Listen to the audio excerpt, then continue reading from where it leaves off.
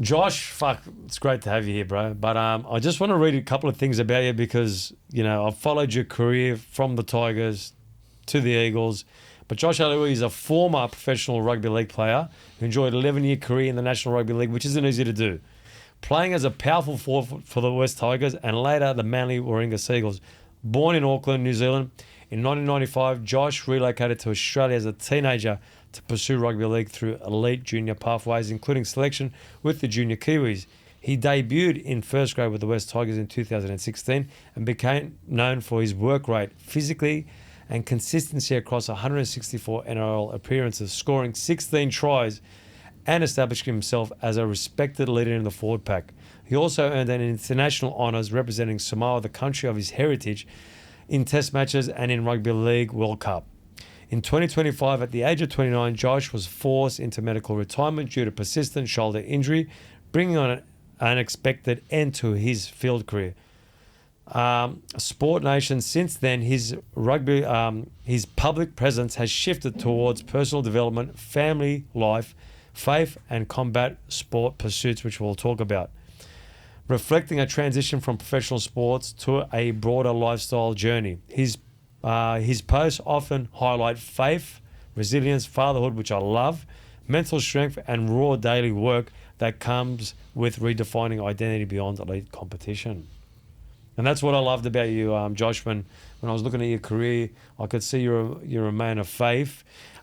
Let me ask you a question before I get into that. How important is faith? How important is your religion to you? It's everything first and foremost, but it also just ties into performance so well. I've spoken about this lots of times. I'm pretty open about it on all my platforms that when you apply those concepts, and they're old school concepts that we got taught from our fathers, whether it's hard work ethic, reaping what you sow, all those kind of things. When you apply all that stuff, whether it's in business or professional sport, and you're really intentional about it, that's where you get reward. And, the more I done that, the more I delved into that, the more successful I was. And, look, I love the Islander heritage, and I've had a lot of Islander boys here, and they love their country of origin. And, I'm Turkish background, my wife's Italian, and family means a lot. And how important is it, having those family values and principles? Because we are losing that. And when it becomes the cornerstone, and in my life, every time I felt like I was kind of losing my pathway, I had this thing about my family. I had this thing about what I owe them. You know what I mean? Not in a way what I owe them there in monetary value, but more so the man I had to become. Yeah. Which was very, very important for me. And I wasn't always that person, because it's not easy as a man. Yeah, you know what I mean? And so where did that come from? You obviously, being a Samoan background, what was that family upbringing like for you? I always had a pretty strong why. So originally, the reason I wanted to make the NRL, come over from, I left my family, made that sacrifice to come over and hopefully make NRL, which I did. Thank God, my why at that stage was helping my family who was struggling at home. That was my why initially. Then when I had my wife and kids, then it kind of pivoted to mainly being just a really good role model for my sons. Like you were saying, I owe it to them. When they look at me, they see Superman. So for as long as they can look and see me as Superman, I better put my cape on. Put my cape on every day and go to training and wake up early and be getting back just as they're waking up. Put my cape on, do things that are hard so that they can see and they can look and they can admire the kind of man their dad is. If something ever happened to me, I would love for them to be talking about, man, he was our superhero. He put his cape on every day. He went and done not just what he felt like, he done what was required. He done things that were hard. He was mentally tough. He would stand up and he would have a voice when he needed to. That's the things that really inspire me now. And towards the back end of my career, if I'm taking a kickoff run, I can tell you 100% truth, I would be thinking to myself, sons, watch this. And then, sometimes I'd have an opportunity to run at certain guys, but I'm going to say, sons, watch this. no handbrake, straight up the nuts. And I wanna show courage. When I ask my kids, you know, be courageous. You know, when I'm telling them to go compete in jiu-jitsu, like, they need to see that I'm doing it first. So, like, what you were saying, like, I owe it to them. I owe it to them. You know, like, it's like you were saying, you don't always get it right. Like, you don't always get it right, and I'm a work in progress. And I'm working through that with God always. But the kind of man I am is, I'm really aware that my sons are always watching. Yeah. It's such a big thing, being that role model, and no one wants to take it on. Like, not enough people. I'm saying people do want to take it on, but there's also a process, right? And I've always said to people, and I was with my mate overseas, and I said, you know, there's a lot of people that come up to us, but there's not enough leaders out there. And what I mean by that is the inner workings of understanding the phase before we became who we became isn't always understood. You know, and sometimes people have to understand that we weren't perfect, because everyone's shooting for this perfection, and you should want to cross, you know, your T's and dot your I's. You should want to do that. I'm not saying that because it's put me in trouble in business when I haven't done that. And usually when I haven't done that, I go, you know, it'll work out. No, nothing will work out unless you're prepared. It's like you're playing, you know, your first game back, you know, to start the season. And if your off season isn't good, your preparation isn't good. And I see that a lot of the times. But, you know, we'll step back in your faith. But what made you play, bro? I mean, obviously you see a lot of, you know, the game's full of Islanders, but what was that moment where you go, I'm going for this? I was quite early when I thought, I'll be honest with you, it was, like I said, it was mine and my family's ticket out to be doing a lot better. So, like, a lot of dudes had relationships with the game where they just loved playing, they loved training, they loved camaraderie. Like, don't get me wrong, I did to an extent, but for me, it was more my why than anything. Like, was I in love with the game of rugby league? Probably not particularly, but there was parts of it I really liked. Then there's, like, a number of parts I really don't like as well. But it was a means to an end to help support my family that was, you know, struggling in some sorts. And then, like I said, then my focus changed to, you know, setting up and providing a good life for my family, being a good provider, and then just also on the highest stage, under the most pressure and scrutiny. That's where you find out if you really are who you say you are. And then it was a good opportunity for me to show my kids, and also really anyone that I train with, and the things that I talk about, that I don't just talk about it, but I'm really about that. And that's the best place to do it, when you're under pressure and scrutiny and it's all on the line. Now show me what you're talking about. And that's the key, right? Because you're not always going to love what you're about to do. And the perfect example is, mine was completely different when I went in the fitness industry. That was my dream. My dream became my nightmare for 10 years. Okay. And I was thinking, like, my first gym, how the fuck am I going to get out of this? Where was that first gym? In Rockdale. Okay. You know, there was a lot of gangsters. Okay. And we just took over the business. They were great guys, but I didn't understand. I thought, you know, we're going in the fitness industry. People love training. You're going to get, you know, you're going to get paid for the memberships. I was totally wrong about that as well. But that became like, okay, is this it? And it was really, really hard to understand and conceptualize. And then when I thought about it, it was the test to bring me to where I am right now. It was actually the test. And that's why I always say to people, sometimes you could think you're going to love it. This is what you want to do because you're passionate about it. Yeah. But can you hang in it when you're making no money? That's a really good one. Right? Can you hang in there when it's not going good? When you're not making money? Can you hang in and be under all this scrutiny and pressure when you're making no money?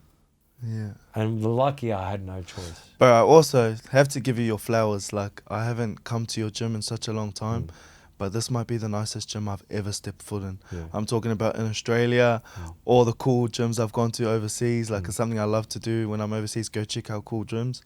this might be one of the coolest gyms I've ever stepped foot in.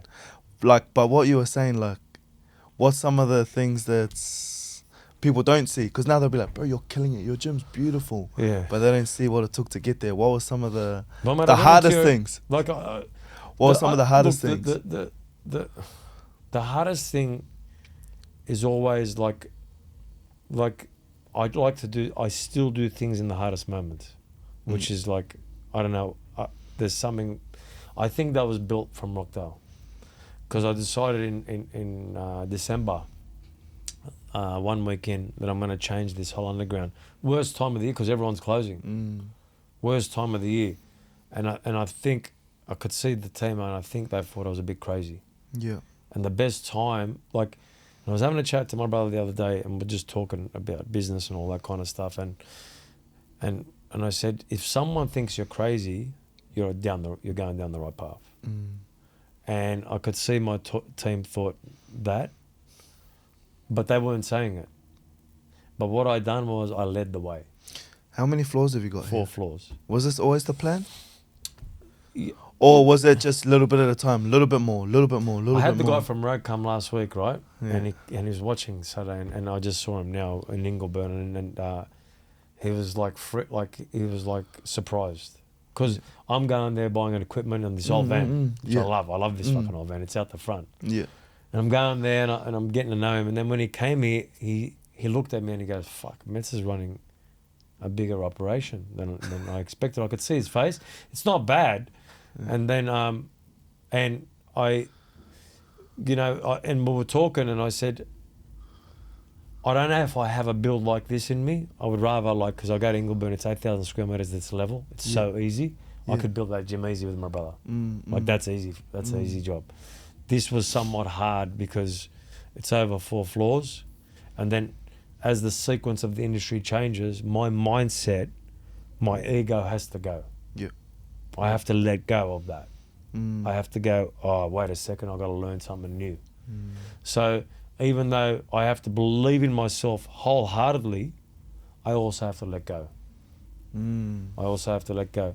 That's a hard balance to get in anything, is putting your ego down while still having high self-belief and confidence. It's a weird paradox that you have to kind of juggle. You have to believe in yourself so wholeheartedly and say you suck and you're starting again tomorrow. I've got to start at 0. Yeah. Because if I start there, I'm going to put everything in. But if I start to think my shit don't stink, right? And that, oh mate, it's just gonna work out for me, I will lose. Well, similar to what you're telling me before we started recording, you play games with yourself, with your head. I could relate to that big time. Yeah. Like before I'd come up against a big Ford pack, I'll be like, this guy thinks I'm a cat. Yeah. Or I'll put their name in my mouth all week. I say, oh, it's this guy. Yeah. It's similar to what you were saying. 100%. You keep the chip on your shoulder kind of thing. You have to, because everyone just wants everything to be perfect. They want their brain, like their mind, to just think everything is beautiful. Yeah. Which, look, there's nothing wrong with that. And I'll give you an example, right? Say you go to me, that's not going to work out, right? I'll think about it, and I'll think, how is that going to work out? Right? And then I'll think, wait a second, he's probably right, it's not going to work out. Because he's thinking about it differently to me. That means I have to be much more detailed for this to work out. Yeah, yeah. Right? Yeah. And sometimes we don't want to hear that. And it's not being negative, but it's like, are we missing something? And like, in those moments, I'll get irritated, probably not at the person, but to myself. A lot of the times. Yeah. And what I do really, and I've learned how to do this, I try and step away from Metz and reflect. Yeah. I just try and reflect. And like sometimes I'll sit down and go, this is what we're doing, and it'll look like it's impossible. And I'll go, just trust me. Just trust me, because I'm just going to go deeper into this. And a lot of the times, when you're running a team like this, it's like you're a coach, right? Yeah. But I'm actually the coach and the player, which is harder. Yeah. Because I'm doing the two elements. Like, you don't see any rugby league coach that's a player anymore. I remember years ago they used to do that, but not anymore. So the balancing act of all of these things becomes quite hard because not every NRL coach is going to make it. And if we look at the rugby league right now, bro, there's probably maybe 3 that have been around for a long time. Yeah. And there's been heaps that have gone. Like if we looked at the stats, I'd say there's 50 coaches. Because the pressure that mounts,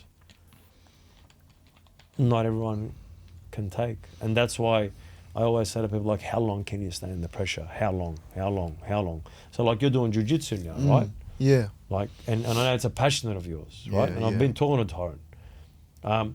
What are the challenges now? You're doing that. Like, what are they? It's funny, so like going from being an NRL player, on the highest level, and then transitioning and having to start from the bottom as a white belt, starting from scratch essentially, it's like it's funny because I'm loving it. With rugby league, there was always a lot of pressure, scrutiny, pressure to provide, perform, and that kind of thing for my family. And I'm grateful for it. Like, it all happened the way it was supposed to, and it was great. But now, this part of the journey, I feel like I can enjoy a bit more. But everything I've learned from rugby league, although I'm starting from scratch in jiu-jitsu and a very small fish, I'm applying all those things I learned at that level, on performance and being teachable, staying grounded, the work ethic, all that kind of thing. Applied to jiu-jitsu, it's all the same. Applied to business, it's all the same. So that's why I'm loving this journey. It's a new one where I'm not having to perform as such. There's no pressure to perform, except for the pressure I put on myself, which is like a healthy pressure, Yeah. And I'll always put that on myself. Yeah. But I'm loving it. What I would love one day is to become a black belt, and that'll happen one day. And I say it not like in an egotistical way. It's just because like I'm committed to the process. I'm consistent by nature. I'll put in the work that's required. Whether it takes 7 years, whether it takes 12 years, that's okay. Like, I'll stick it out until we get there. And then I think it would be really cool to be an NRL player, which, is probably top 1% or less, and then get a black belt. So, and that's probably about 1% as well. Not that I know of becoming a black belt. I think there's a couple dudes that might have highish coloured belts, but to be like the first dude that's gone and played NRL and then gotten a black belt would be pretty cool. I think Hopper will get that. He'll get that first. He's a purple belt, I'm pretty sure. Is that Lehigh? No. Old man Hops. John? Yeah, he's a purple belt. He rolls every day. He's good, actually. Yeah, I've rolled with him a little bit. Yeah, because Jim Dimmick is a good mate actually, of mine too. Jim Dimmick, he would be the closest. Sorry. Yeah. I totally slipped my mind. He showed me heaps of stuff. Yeah. Or he'll text me feedback after watching my YouTube videos and be like, hey, when you were in that position against this guy, you should have done that. And I'm like, oh, yeah. He's a brown belt. I think he is. So, if he trained, a little bit more, I'm pretty sure he's not that far off as black. So he would be that first guy. But, to be in the top, say, 1% of NRL players, and then it would probably be about 1% of dudes that reach their blacks as well. I just feel like that's cool. And ambition is good, to have goals, work towards stuff. I'm big on that. And obviously, grappling's massive in rugby league, and obviously you get a lot of jiu-jitsu coaches that come in. When did your interest start in that?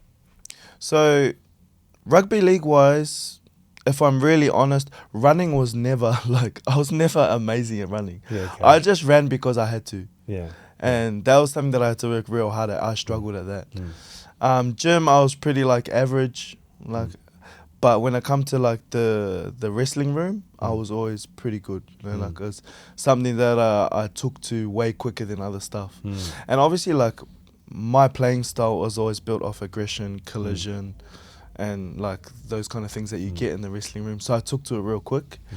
So I've always enjoyed it. I did do a little bit growing up as well. When I was a kid, my uncle runs Oliver MMA in New Zealand. I don't know if you know about that, but huge gym, jiu-jitsu gym in New Zealand. So we done a little bit growing up.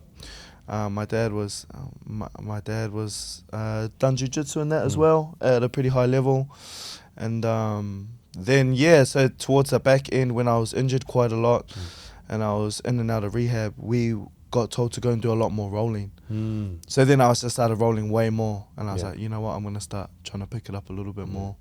What about boxing? Because I've heard you can throw. Yeah, You know what I mean? the biggest myth in the I've heard NRL. you can throw. And I'm not gonna really say too much to him when he's walking through those doors, because it could be on outside. But I've watched a few of your games where they're bridging up to you, but it's like you could see that I know we something can they don't know. bridge up to him because he can't punch because of the rules in the game.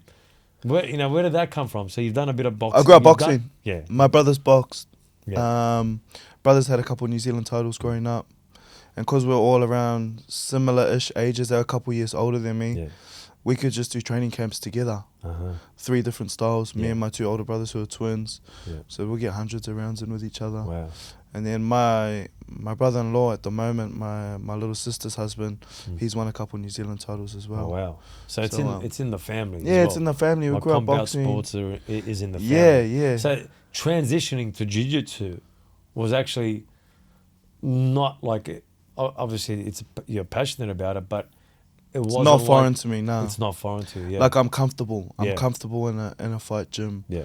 Or I'm uncomfortable being uncomfortable in a fight gym. Yeah. Like I won't get overwhelmed if I'm getting smothered, it's all part of it. Probably rugby league helps, of course, getting smoked by 120 kg front rowers most weeks. But I feel comfortable there. I feel comfortable in the boxing ring. But I haven't done much boxing. Obviously, shoulder injuries, wrist recos. But I still always try and stay sharp enough. Yeah. Sharp enough just in case something goes down. Mate, I've heard about you, so I'm not going to try and do anything with you, definitely. I don't really want to do it with anyone, but definitely not you. Tell us, obviously you started at the Tigers, right? That first NRL game, you're running out, was it Leichhardt Oval or? No, it was Campbelltown, actually, where I live now too. Where you live, yeah. What was that like? Because moments like that are sort of surreal, right? Yeah. The moments like that are made more special by everything that's led up to that, So overcoming death and trauma, overcoming leaving my family in New Zealand as a teenager, everything I've ever known, leaving that to try and pursue this dream, to give us all a better life, running out in front of your family, thinking, man, this is the moment I would pray for. As a kid, you sit there and you pray. And pray verses like Ephesians 3:20, to him who can do immeasurably more than I could ever ask or imagine, according to his power at work. That was a verse that I would pray every week. All the time I say, man, God, let's do it, And then when it all just comes, you're like, is this really happening? Didn't sleep much the night before. All my family come over from New Zealand. It's cool actually talking about it. It's not something that I've talked about many times, but such a special moment because of everything that's led to it, because of the people that are there, because, the journey getting there. One of the things I love about my podcast is like when I talk about the past, because you don't get to do that much. Right? And it inspires you again because you forget when you don't reflect. And when you do, it reignites the fire again. You know what I mean? I didn't even consider that, but now that you're asking me, I'm like, man, that's cool. Because people you'd be able to relate to it. Sometimes we're so forward focused, we never stop and give ourselves a pat on the back. So just talking about, I'm like, man, that's really cool. I'm so grateful for that. And I reckon, I truly believe this too. Is like when you got your wrestling and jiu-jitsu academy, we'll look back at this when we'll talk at some point again, and I'll say, Brad, do you remember when you were starting this and look what you built? You know what I mean? That's the cool thing about this whole life, because when you can feel that, it's like, fuck, that was a real moment. And sometimes when we're going like this, we're not stopping for the real moments. I'm really bad at that. Like sometimes just stopping and enjoying the moment. Stopping. I'm bad at it as well. The flowers. The only time I do it, bro, I'm not lying, is only when I do a podcast. The only time I do it is when I do a podcast and I'm talking to someone and you can feel the energy. You know what I mean? And I walk away And I go, fuck, I actually needed that. I needed that, just that moment again, because you do everything to get to that. And then you're playing and then you forget that. But if you look at our lives, there's so many moments. And if we can start, like, we can actually create more if we understand those moments and understand the sequence. We can actually slow things down to speed things up. Yeah, You know what I mean? And that's good. That's a good reminder. Yeah, man. Something I need to work on. Yeah. Mate, I have to work on it myself, but that's what the podcast does to me. Yeah. Like, when you're playing the game, you know, and I've interviewed a lot of people. I've interviewed Tyrone a lot, and one thing we talk about is the challenges, the resilience, and the mindset that you need, right? And one thing I know about the culture of the Samoans, you have to go through a lot because you do a lot for your family, right? That's how we're built. Like, we're built like that as a Turkish family, you know. Yeah. And there's always a lot of challenges, and people don't see that. Like, where did you get your resilience from? Because you need resilience to play the game, and especially with the amount of injuries you had, bro. Yeah, no, it's a good question, and I think a lot of people probably need to consider more, like whether it's coaches or people in the critique arena need to realize, especially a lot of our Polynesian boys, they're playing the game with that added pressure on their shoulders that a lot of other guys aren't playing with. Similar to kind of what I told you, like, mine was never really so much I absolutely love the game and want to play. It was a means to an end. There's a lot of kids out there, a lot of young men, even dudes playing in the NRL that have so many people relying on them. They're under so much pressure. And there's a point where it's healthy, and then a lot of the time it's not. And the resilient piece, my journey was like this. Not so much in terms of performance, because, you know, for the most part, once I got into the NRL, I was in the NRL the whole time. But when I was out, it was injury. Be out for an extended period of time, come back and play, injury. But I was actually surprised I got out as many games as I did, you know. Yeah. But it was all meant to happen, I feel, because now, like, I work with so many different, like, whether it's athletes or jiu-jitsu friends, and I'm really good at rehab.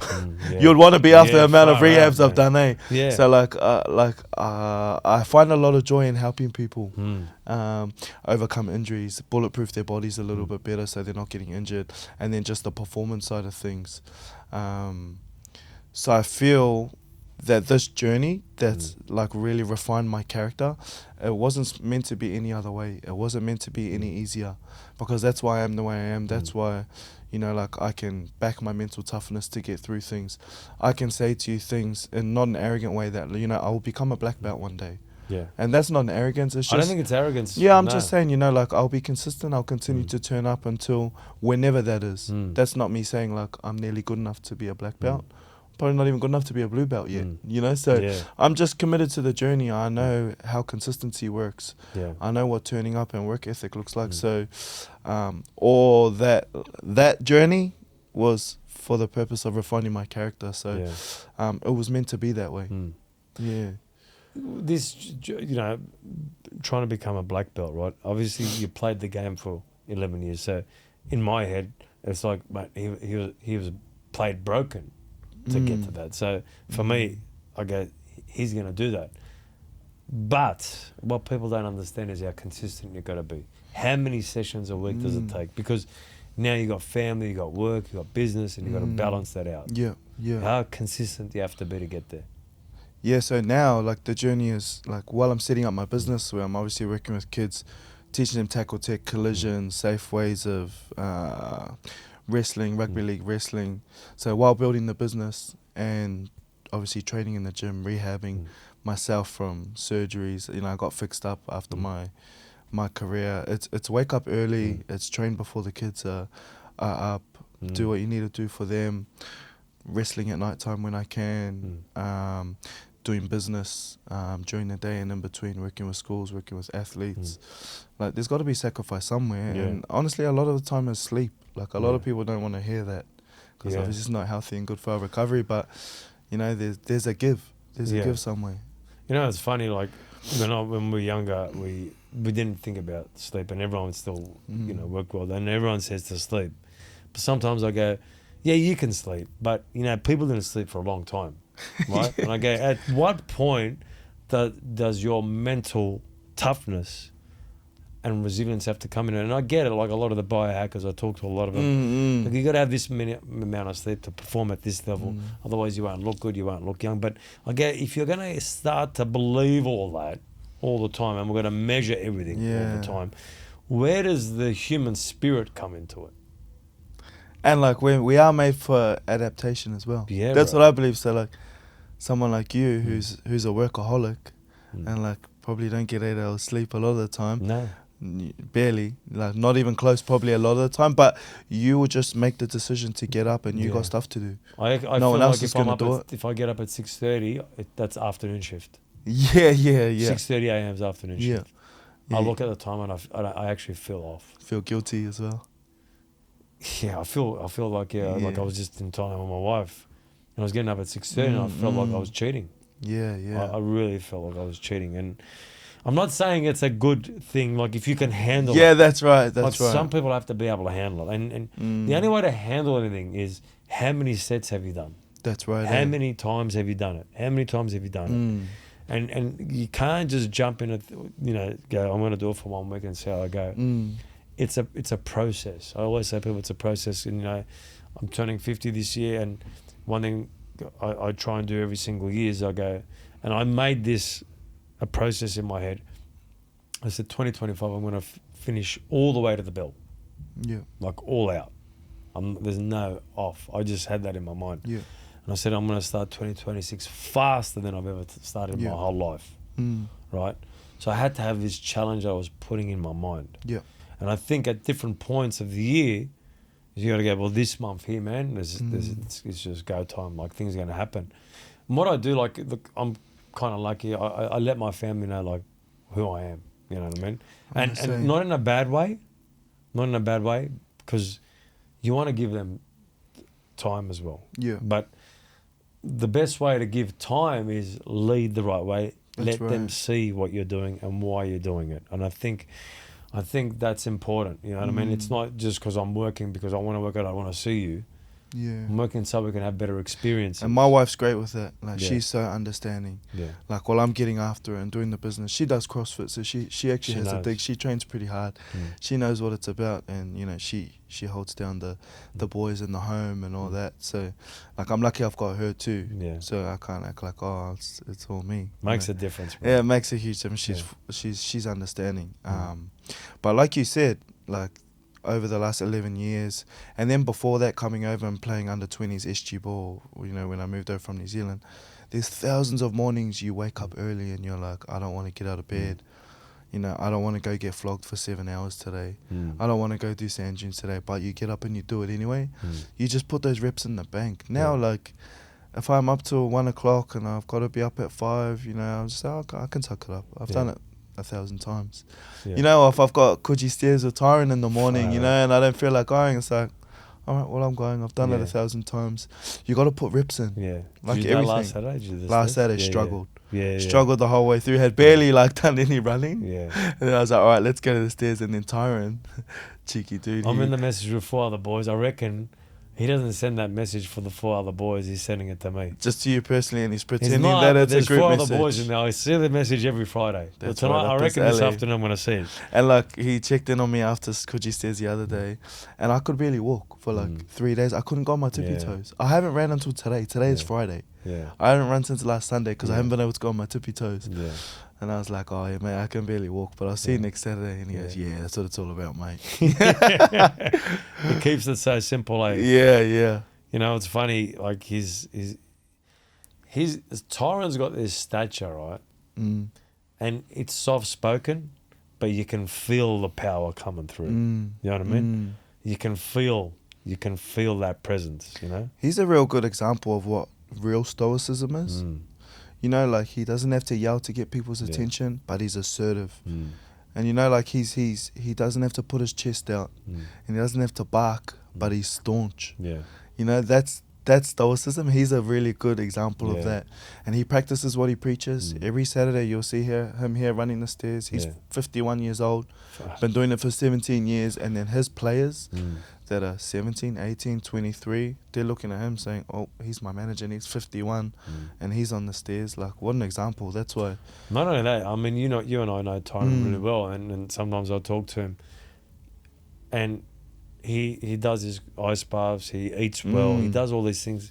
But the other part that people don't know enough about him is some days he can't get out of bed and he gets out.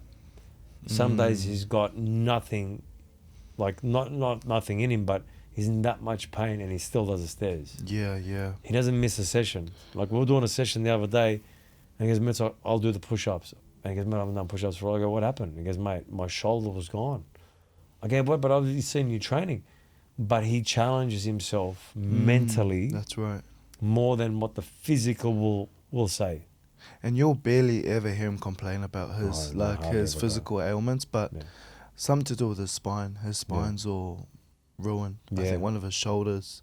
Yeah. I think his tib and fib's bad. It's quite chronic, but he's still getting after it. Yeah. It's a good example of like, you want to live, stay moving. Yeah, stay moving. Injuries, stay moving. Yeah. And he looks after himself. He does, yeah. He eats well. He does all those things. And I've seen him, I've trained the young kids, and then, Tyron, he gives them a speech at the end, and I think, and I push these kids hard. I mean, I beat them up. Look, not, but I don't put pressure in the wrong areas. Yeah. And then he gives them this speech at the end, and he always says, how was that, boys? It's almost like a trap. Yeah. You know what I mean? Yeah. He goes, it's going to be 10 times harder than that in the last 5 minutes in the game. This is, when you're working and you're thinking about how hard you're training and you got nothing left. Yeah. And he goes, and you got 5 minutes left and that 1 minute left and the game's close. And this is when this training is going to count. Yeah. Yeah. This is when it's going to count. And, it's like I'm lucky enough to be around him and talk to him as a brother and as a mate, and when you're around that and you can, when I say you're fortunate enough to be around those people, you got to ask yourself all the time, people do you deserve to be around him? Oh, okay, yeah. What people will say, oh, mate, you're around Tony, you talk to him. I go, bro, we talk almost every day, but I go, do you give the same value back? And this is what I always say to people, do you deserve to be around someone that's of a caliber that most people can't get around? So then you got to ask the question, so what does that guy do to be around that person? Yeah. And I always say to people, and life's hard because you don't know who's going to be around you. You don't know who's right, and you need the right people around you. You need the right people around you to sometimes whisper in your ear. Just to say, listen, man, just be careful. Yeah. And we don't like hearing it. If I said to you, my mum used to say it all the time. Yeah. I go, fuck, mum, are you fucking serious, man? Yeah. Fucking 20 years old now. And then you think me, the 20, I go, what the fuck did I know? Yeah. Hard. But there's these sequences, and sometimes you go, fuck, be careful about it. If I have to be careful about it, I'm not going to do nothing. Still go for it, but did you do all your due diligence on this process? See, on that, so with my transition from the NRL and obviously what I'm doing now, which is business, trying to set up my rock and roll business. What's something that no one would have told me yet that's a big do and a big don't out of business? Because you've been in this game for ages now. We're similar industry, similar but different. The fitness industry. What's a big do and what's a big don't? That's going to help me that I can take away and be like, I'll tell you the biggest one, right? So they go, you got to do this, right? Whatever it is, right? So they go, you got to set up the business like this. I couldn't give a fuck what you said, how to set it up. Now let me look at 100 ways you set it up. Then let me see what the best way is. Yeah. Then let me go to 5 people that I know, like, and trust, and let me ask them. So now every sequence of every area, if that's got 5 sequences, right? So 5 areas of the business, jiu-jitsu. I don't know, one's the kids, one's insurance, one's this, one's that. Now I have to study all 5 of them. You might give me the information, but I go, wait a second, all right, Josh is great at this, but let me study it. Let me understand it. Yeah. Right? And then let me see 3 other ways. One, I've understood that. Let me go to 4 people. Now that's homework. That's what I call homework. Now, how fast you decide to do it is up to how hard you want to work. Do your homework. That's it, bro. Like when Is I this say on decision making you're talking about, eh? 100%. Everything. Everything, man. Yeah. Everything. Like this underground, I had to make decisions fast, right? So then when I started looking at Rogue, Centerfit came up, Verve came up, Yeah. all these other ones came up. The guys from Nike came. And then I said, fuck, I got to finish this fast. How am I going to finish this fast? I'm going to let me look at every page of High Rocks. Let me study Rogue and how long they've been around. How many locations they have worldwide? 3. One's in Engelberg, in the world. I said, right, let me keep going back there. I kept going back. I go, I meet the main guy. And then he goes, Matt, do it in this sequence. Because I'm going to send you some mad photos of what we've done in the NFL gyms around the world. I go, wait a second. He sends it to me. I go, well, I can build these anywhere fast. Because I know how to do it now. Yeah. Yeah. Now, I learned all that in the last 5 weeks. Yeah. Yeah. Yeah. Yeah. And I just went so deep into it. Right? And, you know, there was probably days where I got tired because I got to run every other part. Then I had to learn Reformer Pilates.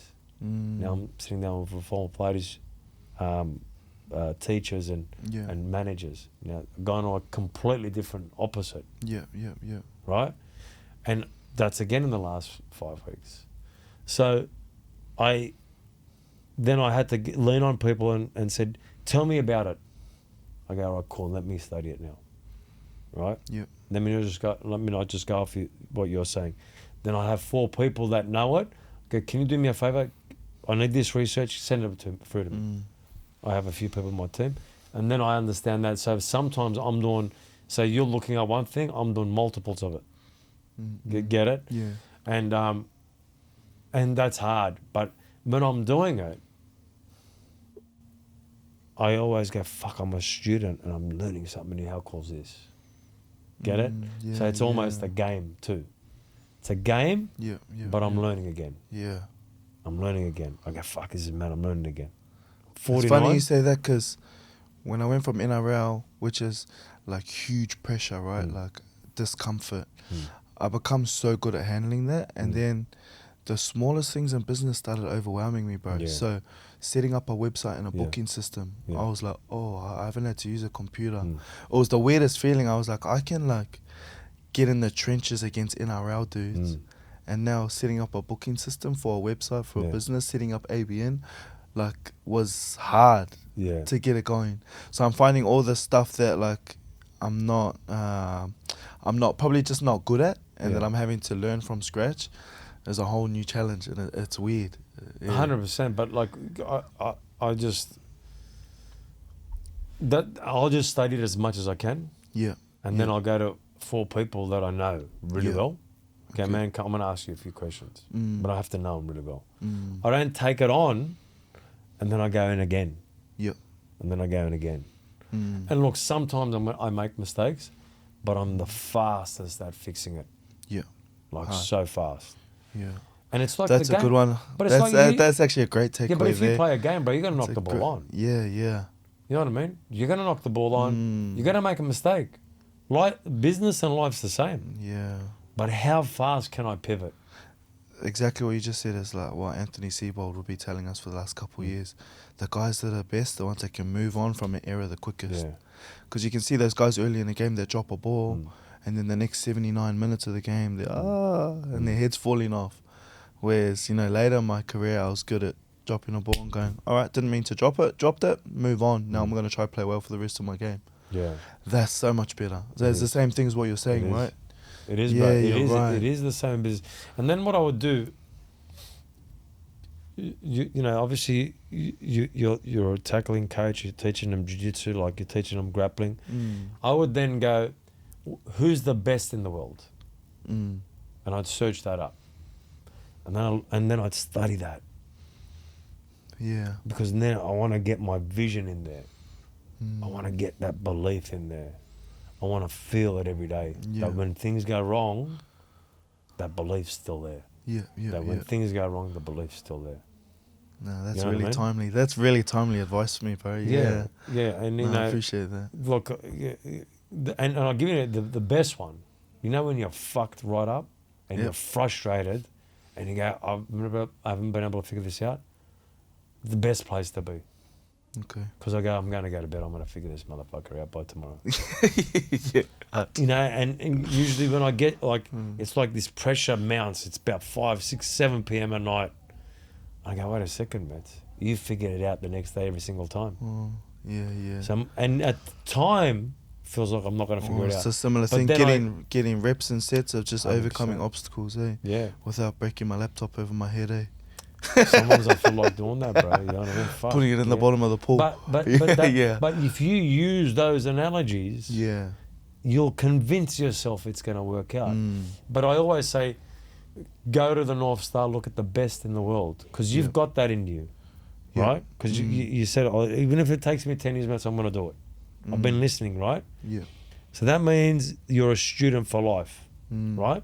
So if you're a student for life, you're going to look at the best, and then you go, that's the North Star. Now let me find out exactly what they done. Let me learn, because at the end of the day, whatever I do, there's someone else that's done it. Yeah. But am I willing to study enough to learn? Yeah. Am I willing enough to study to learn? Because I could want something, but do I really want it? Yeah. Or am I fucking lying to myself? Yeah, I never believe someone that says they want it. I just believe them when I see them getting after it. Yeah. That's the big thing of mine. Like, I never really want to hear, oh, I want to be this, I want to do that, I want to get fit, I want to get strong. Like, I'll believe it when I see you getting after it. I'll believe it when I see you on Coogee stairs. I'll believe it when I see you at the gym in the morning. Yeah. Just show me. Yeah. That's it. And that's the biggest thing. I always say to everyone, that's the biggest thing. Like I said, like whether it be, you know, my family business, or I've got to learn something. I have this insane ability that when I finish work, I'm studying something that I'm doing. Yeah. For hours.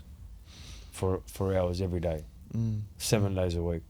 Doesn't matter where I am in the world. Okay. And I'm watching. I'm watching. How do they serve the coffee? What happens there? How long has that business been there? I'm just, you know, watching, because I'm in the game, right? So if I'm not doing that, I'm not the student now. Yeah. So now the ego's taken over. Then I go, well, I know everything. I don't fucking know everything. You know? And I like being there, you know, and I think, and you know, like if you look at your life, right, jiu-jitsu, it's about the position. What's my next move? How am I going to conserve energy? Problem solving, all of it. You're solving all the time, right? And then, correct me if I'm wrong, like there's guys that sometimes come out with moves and you go, how the fuck what did the they figure heck? that Yeah, that's really good, guys. Yeah. You know, I've seen it, man. And I good analogy, mate. Great analogy there. No, you're right. I love that, though. Yeah, you know I might not be a jiu-jitsu guy, but I'm watching it. Exactly what you're saying is right, and which is one of the reasons I love jiu-jitsu, because it's thinking and problem solving while being fatigued and under pressure, and then it's combat as well. Yeah, bro. You know, so you know you're setting traps for someone. You want them to escape a certain way so they can fall into a different submission. And I'm talking like this is probably not the level I'm at. Like I'm not amazing at it yet, but those really good guys that like I roll with, when they're just setting up, you know, 3 or 4 steps ahead. You know, they wanted you to escape those 3 submissions so you could fall into something else. You know, that's the thing I love about it. And like you were saying, somehow things might not be looking good, but they pull a rabbit out of the hat. Yeah, that's cool. Jiu-jitsu's life, bro. Yeah. Like how you're explaining it, that's life. Yeah. You know what I mean? Because even, like, say, like, I'll give you an example. You're talking about business. Jiu-jitsu's that too. Because you have to anticipate as well of what the next 4 steps look like. They might not go exactly the same, because you might lose that person might get you in a hold and you go, fuck, my sequence was wrong here. Yeah, that's right. Yeah. It's almost the same. Like, it's funny, I look at a lot of things like that. And like me being 49 with my wisdom now that I have, sometimes I get angry at the younger self. Do you know what I mean? Because the younger self thought he was putting in enough effort. Get it? He thought he was doing enough homework. That's like when you say jiu-jitsu is life. Like I've heard multiple black belts say, when I got my black belt, that's when it really began for me. Those are the real good guys that are stay students. They get their black belt. They're still learning. And like you're never completed jiu-jitsu, which is the good thing. Same as life. Yeah, we're same as always life, learning. We're always growing. Yeah. And that's the same as jiu-jitsu. You can get better to the day you die. That's the cool thing. 100%. Yeah. Like I didn't know where this conversation was going to go today, but one thing I knew was, when Josh sits with me today, I better give him something. Bro, you've given me tons. You've No, given me what tons. I'm saying is, I had that intention. Yeah. But I didn't know where it was going to go. Yeah. I had that intention. Yeah. Like when I sit here sometimes and I go, Kenny's my man. I said, I want him to have something. Do you know what I mean? Like, and if he ever needs anything, but like when we're having these conversations, that's what it has to be. Yeah. You know what I mean? Like sometimes, like Tyron will say, bro, what are we going to talk about? I go, bro, we're just going to talk, bro, and it's going to be gold. You know what I mean? And the best conversations are there, The best conversations are there. Now, going into retirement, right? Yep. When did you know that, fuck it, I have to retire, man? Like, and what was the conversations like with yourself at that point? Because you could be talking to Tyron, you could be talking to your wife, but then there's the alone time we have in our minds. So the extent of the actual injury on my right side is a broken scapula. Yeah, well. But it was missed a couple times. So now I've got a chronic scapula on my right side. So when you talk about like a chronic bone, the scapula is one of the main bones that absorbs on impact. Yeah. And because we missed the break a couple times, so I've probably broken it somewhere between 2 and 4 times. Wow. The first 2 times we missed it. So then I was going back to training. I was losing my arm. We thought it was a nerve thing. It was a bit of a mistake. I'm not angry at anyone for it. Mistakes happen. None of the medical staff meant to do it. It is a very, very rare injury. For example, the doctors, I don't think he's seen one in 30 years. He's been an NRL doctor, 35 years. One like this. Anyway, we found out it was a break. That was probably after breaking it twice. And then we said, like, look, this is not great. What the physio had seen one. And he goes, that guy had to retire because of it. Let's give rehab a huge crack. Let's do a long rehab. Get you strong and tick every box. So, like, I was getting PBs on my, like, dumbbell press. I was lifting well. I was past all the tests with flying colours. And we're like, if it's not sweet now, it's not going to be sweet. It's going to need years and years to get better just because of the nature of the injury. So, like, we ticked every box. That's why I wouldn't say I have regrets because, like, my rehab, I flew into my rehab. I got fit. I got strong. I come back and played, and that scapula lasted me a couple games, and then it didn't. Yeah. And then at that stage, I had told myself, like, if I'm meant to keep playing, my scap will hold on, and if I'm not, I won't. Yeah. And so you're all right, like you. Am I all right with it? Yeah. So good question. Like, it was a little bit hard, but I had a weird peace. It was like I had a weird peace. I've done everything I could do. I can honestly say, throughout my career, not that I always got it right or anything, I stood on the things that I believe in. I was a man of my word. I carried myself intentionally, and now the door's shut. So I had a weird peace that it was coming to an end, and then kind of like you said, it was football's finished. Let's sort out all the legal part of it. Straight back to work, jiu-jitsu. Yeah. I was in a jiu-jitsu competition the very same year that I retired. Wow. Because it's low impact, jiu-jitsu, it's grappling. Worst comes to worst, I'll tap. Yeah. So I'm not, there is single leg takedowns and whatnot, but it's not huge collisions, So I'm grateful I can still do that. But like you said, it was like, all right, back to work. I'm still employed by Manly for a couple of years, luckily, but set up the business, jiu-jitsu, and now that long-term goal of chipping away and getting my belts whenever I'm good enough, and just back to work mentality. Yeah. One advice I'll give you too about business that I just remembered now. Yeah, anything would be good. I'm a Look, when I freaking started rookie. in the industry when I was 21, bro. Yeah. You know, when I was 21. I'm 49 now, about to go to 50. Don't miss the opportunities of not putting the work in, even though you think you were putting the work in, to some of the tasks that you think you don't have to do. Yeah. Right? Because I've done that, and I look back at my life. I even though I worked every day, but did I work with the intentional factor that I really needed to be? You know what I mean? Yeah. Because in certain areas I had to be more intentional. And, you know, the why I say that is because, you know, Manny's paying you for 2 years. Don't get comfortable in that time. Yeah. Because it's easy for us to get comfortable. Yeah. You know, when it's easy not for us not to get comfortable? When I go, hey, listen, you got no money, bro. What are you going to do? No, but if I said to you, you got no money, bro, what are you going to do today? Yeah. Right? Nah, and that's why I start at zero every day. If I start there, I'm going to put in more work. Yeah. But if I don't start there, I'm not going to put in the work. Yeah.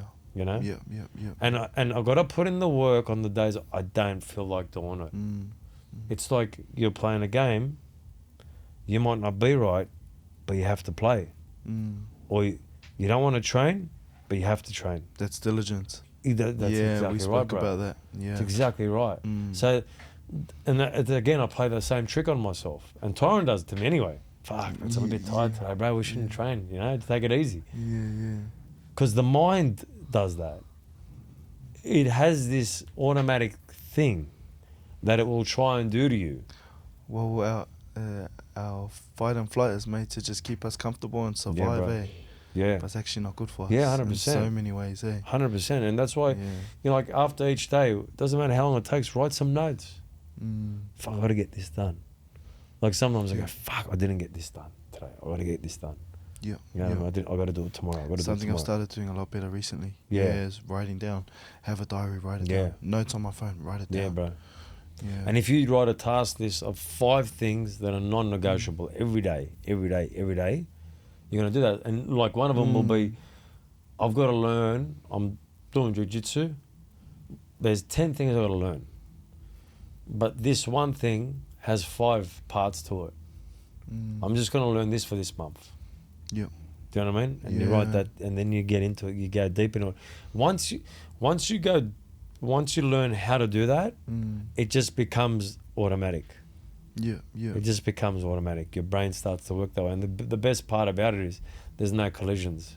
There might be a few in your head, but there's no collisions with that. It's just... That's it. What you're talking about is being very process driven. Yeah, bro.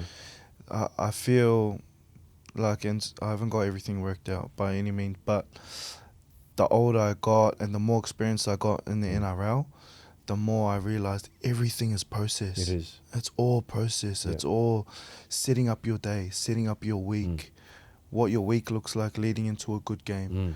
What did your week look like when you had a bad game? Yeah. Now, what's the difference? You know, like, it's all that stuff, and everything is process.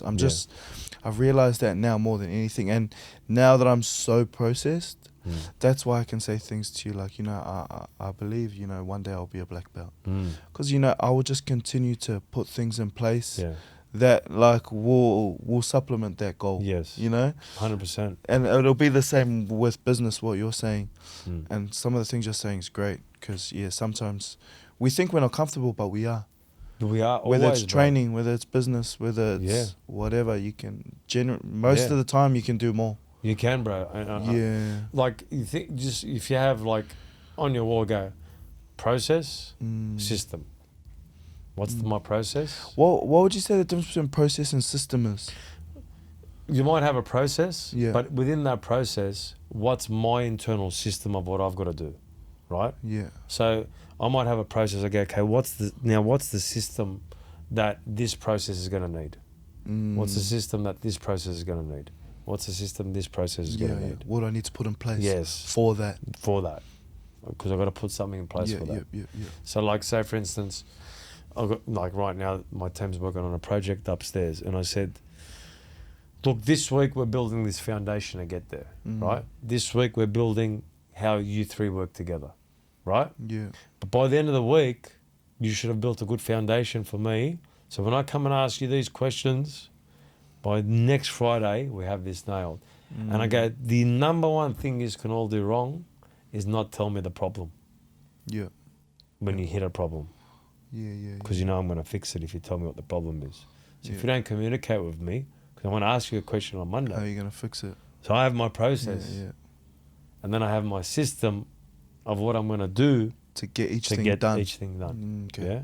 Yes, very cool. Yeah. Yeah, I haven't heard it like that. That's Yeah. Yeah, that makes a lot of Yeah, sense. 100%. Like yesterday I had to Yeah. sleep with one of my team members and she sent this email to one of the guys that's helping us a lot with AI. He goes, Mets, I love the email, but can you tell me in that email, just in a paragraph, what the outcome you wanted? What's the outcome? So I sat down with my niece. I said, okay, now let's read this email.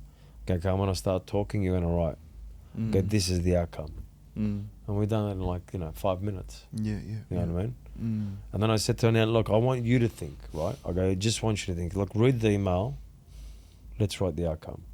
Read the email. Let's write the outcome. So I had to break it down. Yeah. And once I broke it down, and like when I say I was doing that job, I was doing 5 other jobs. Yeah. You know what I mean? Because I have to. When people look at my sequence, it's like, man, I do 5 things. So I go into each meeting, and they're different. They're not the same. And that's harder. Because it's like I say to you, can you play 4 positions on a footy field? Definitely not. Okay, bro, like people are going to go down. You're going to have to play front row. You're going to have to play a lock.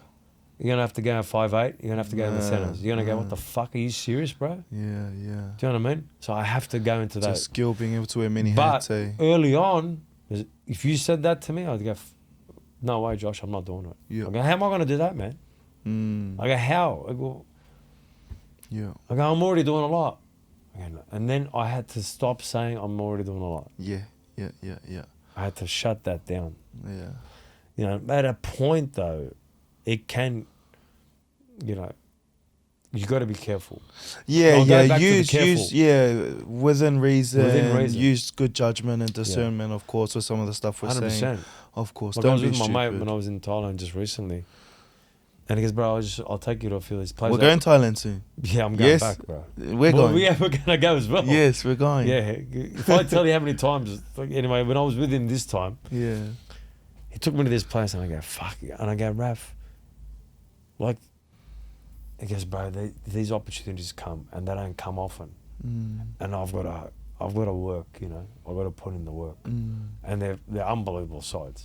And then I was there and I look at that and I go, fuck, if he's able to do it, that means there's possibilities. There's possibilities, right? And sometimes you got to see it and feel it to do that. And if you don't get out your comfort zone and you're locked here, how can you see the rest? Yeah. You can't. You can't. And that's why, like, as humans, we have to see what the possibilities are. Yeah. Because that's what we don't tend to do enough of. When you played for New Zealand, right? You played for Samoa, and I've asked this question to a couple of Islander boys, and they said the feeling for their country of heritage felt different. Yeah. Was that the same for you? Same for me. Singing the Samoan national anthem, doing the sivatau, it's just special. Just I don't know how else to explain it outside of it's just a very special feeling. But you obviously see how our people get behind our countries during these big games. They're so passionate, they're so proud. It brings us together. Yeah. Like, I would love to see how many households are having Sunday lunches before the Tour Samoa games. You see the parades and all that, which is great, but it just brings our people together in such a positive way, more than, pretty much nearly anything. It's just very, very special. Yeah. And when you're playing in these games, and I always go back to the Samoa Tonga game. Yeah. Because there's a different energy there. Yeah. The crowd's energy is different. And then, what I love about those games is you all get together afterwards. Yeah. How is that? Like when you play especially Tonga. Especially right? Tonga, yeah. I feel that there's it's funny that because we're so closely aligned with them too. I've like a lot of my good friends and family, like my family that actually housed me when I first moved over to Australia are Samoan Tongan. So my uncle's Tongan and my auntie's Samoan. But the cool thing is like we can play a game, but we're so alike. So after we will get together and we will pray. Most of the island boys stick together, you know, they look after each other. They're family orientated, same as you guys, the Turks and the Italians. It's family, food and faith. Yeah, it is, bro. The 3 Fs, you know, It that's is. why the Tongans are very similar. The Italians, Lebanese even, are very they similar.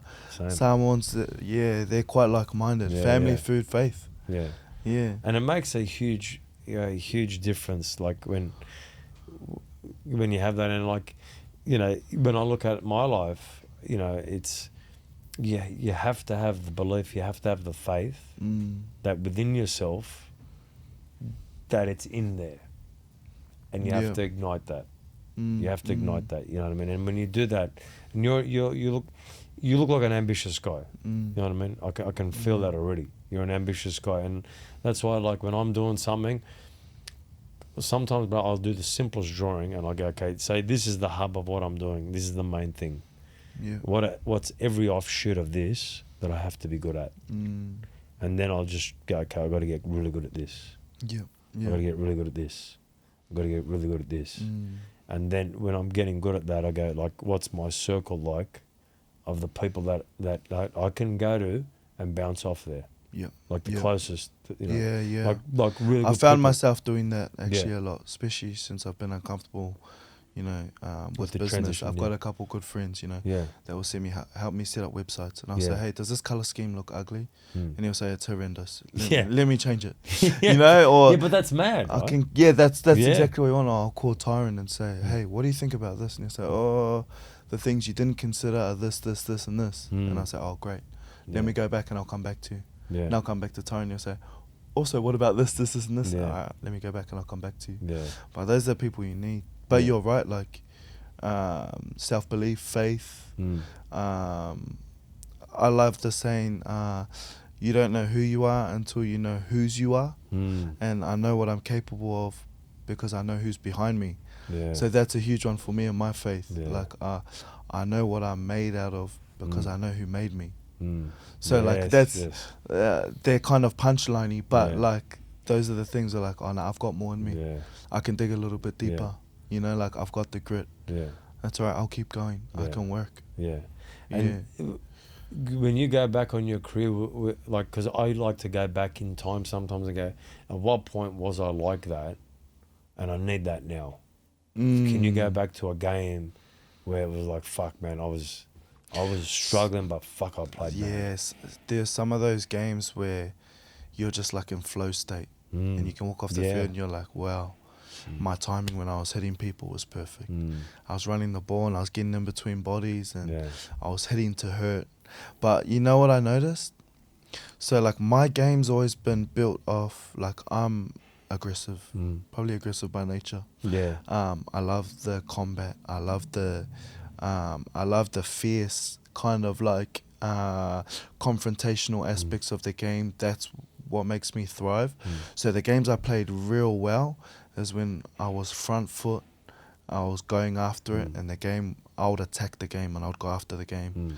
Then the games where I wouldn't play as well was when maybe the game got past me, I wasn't going after the game with the same intent. I wasn't maybe as aggressive or competitive in that way. So I was going away from everything that works for me. And I had a cool conversation with one of my coaches one time, and he goes to me, he's like, you've been way too civilized lately. His name's Stephen Hales. He's the attacking coach at Newcastle now, and he's known me since I first moved over to Australia. And when shoulder charges were allowed, and all I wanted to do was just smoke people. You know, I just ran to hurt, hit to hurt, and that's what he loved about me as a player. And I definitely had that in the NRL, but then there was a patch where, you know, I was becoming one of the senior players. So you know, maybe I tapered off the aggression a little bit. But then when he said to me, like, hey, you'll become too civilized, and I was like, you know what got me here is that, like, I can be a dog when I have to. And then I was like, you know what, hit to hurt, run to hurt. Don't be nice. I don't feel sorry for no one on the field. Just that what he said, because he knows me so well. Yeah. He also knew that would have grinded my gears too. Yeah. That's his abstract He knew how way to of push your saying. buttons. Yeah, he was pushing my buttons. It was his abstract way of saying you're a cat. Man. Yeah. But, bro, I'm telling you, we need that. Yeah. Even I need that sometimes. Yeah, hard. I do that with certain people in the team. I make them competitive. I go, listen, it's only because I believe in you. I'm doing this because I believe in you. I go, I've just seen someone do this. I go, I know you got that in you, but because I just saw it, I go, now I know it's possible. Yeah. But I know you can do it. I need to see more of it. And then they go, fuck, he's just made me believe in myself a bit more. Like, it's just support, right? Yeah. It's like if we feel we're supported, and if someone just finds how to just find that trigger point and they can get the most out of us, it makes a huge impact and a huge difference, you know what I mean? Yeah. As you look ahead now, I think we've covered a lot, bro. It's been a great Bro, conversation. it's been so good, so helpful for me. That's gone for about an hour 20 and we're just talking You're going to have normal, to charge me for stealing all your bro. wisdom. No, but like, what I'm most excited about is, what I love about what you said is jiu-jitsu and I want my black belt. That to me tells me, and correct me if I'm wrong, this is what I'm asking you this question, like, as you're pursuing this next chapter and we're finishing this conversation, what are you feeling about this now? Like, and I said to you, like, look at who's the best. When you're looking at pursuing that next chapter, because for me, I had to take myself to a place where I go, wait a second, I can now be the best in the world. Yeah. Right? But that took a long time to get there because I didn't have that belief enough. Yeah. So what I was waiting for was the result more than I could say it. Yeah. But I go, why couldn't I just say it to myself every single day and not say it to no one else? Yeah. Because if I say it to someone else in the old self, Yeah. they would have stolen the confidence away from me. But I can say that now and not care about what you think. Yeah. Get it? Yeah. Does that make sense? Yeah. Yeah. So, if you could, like, because I'm sure you've dreamt in there. Oh, I have tons of phase. thoughts. I have heaps of short-term, long-term goals. Yeah. One of them was like, when I become, so I'm obviously a white belt at the moment for IBJJF, Jiu-Jitsu, that federation. I wanted to be, one of the best white belts in the country. And then I think for no gi, maybe I was ranked in the top 5. Wow. But I only competed twice, Wow. luckily. So, and then I think in the gi, I was definitely somewhere in the top 10. Yeah. And then I feel that it's going to keep going that way. One day I'll get my blue, whenever that is. And then I want to say, this year I'm going to be one of the best blue belts in the country. Yeah, Then purple, then brown, then black. And then the long-term planners, I would love to open a jiu-jitsu performance gym. I feel like I just don't see it enough. Yeah. Where jiu-jitsu guys, you would have a huge mat area, then you have your off-feet conditioning and weight area where they're supplementing each other. Yes. I feel like you don't get any of those gyms here. So someone's probably going to steal my idea before I'm good enough to open one. But no, I'm joking. But I know what you mean. But that's what I would love to see is these jiu-jitsu guys that are supplementing it with their strength and their conditioning and their cardio will take jiu-jitsu to a whole new level, because all the real top guys, whether they're MMA guys or just high level jiu-jitsu guys, they're doing it. Yeah. So they should be doing it at all levels. Yeah. And going back to that, someone's going to steal my idea, because people say that to me as well. Yeah. I go, they're never going to make anyone feel as good as I can. Yeah. Do you know what I mean? Yeah. They're never going to do that. I go, and that's when you're saying about the confidence, you know what you can do, you know what you're capable of. You know what I mean? I'll outwork Mets. Yeah. I'm not going to outwork you. I'm going to outwork the best Mets all the time. Yeah.